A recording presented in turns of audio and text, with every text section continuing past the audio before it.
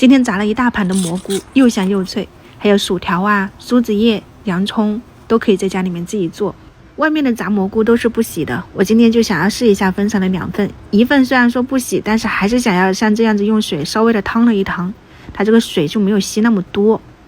就稍微的还是让自己心里安慰一下，给它撕成小块，然后再用厨房纸巾把表面的一点水分吸干，这种保持干爽的状态，模拟一下外面不洗的蘑菇。另外一份的话呢，我们就来准备家里面自己做的那种步骤，洗干净以后加点盐，给它煸腌个几分钟，再把水分挤干，就像这样子，看看两者炸出来到底有什么区别啊。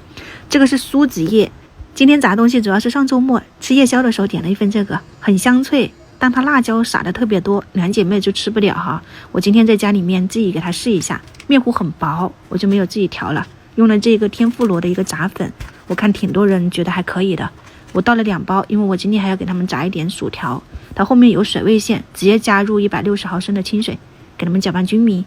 没有疙瘩基本上就可以用了。如果你没有这个粉，那你试一下用面粉、泡打粉，然后玉米淀粉、鸡蛋这样炸一下也可以吧，只是那个面糊会比较厚一些。然后今天我们来先炸第一个没有怎么过水的这个蘑菇，油温180度左右吧，就冒泡了以后就直接丢进去。我全程都是开的中火炸，把它炸到香香酥酥的，金黄酥脆，基本上也就可以出锅了。这一份是没怎么洗的，我块头撕的比较大，然后你听一下这个声音，真的嘎嘣脆啊，怪不得人家不洗。然后炸的时间又很短，很快就炸好了。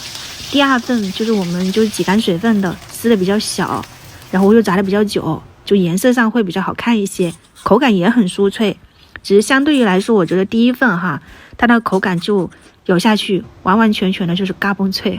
你们多对比一下。苏子叶只需要裹上一层薄薄的面糊，然后放进去，2面香脆也可以出锅了，自己炸的还鼓泡呢。剩下一点面糊，我就炸了一点红薯啊、土豆、洋葱，基本上也就全部都已经用光了。这个叶子如果家里面有，你去试一下炸出来，可好吃了，真的。这一份给他们做一个拼盘，不放辣椒，就搭配一些番茄酱啊，或者是这种甜椒酱。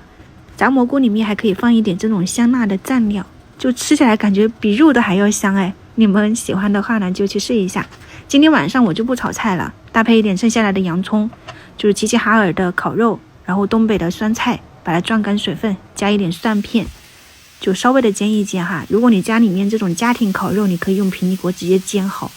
吃的时候又很快速，一人1几筷子。因为它吃肉嘛，吃杂物都会比较腻嘛，咱们就配一点酸菜或者是辣白菜，用苏子叶、包菜裹着吃，你看有肉有菜，又有一些小吃，今天的晚餐就搞定了。我们先开吃了，明早再见，拜拜。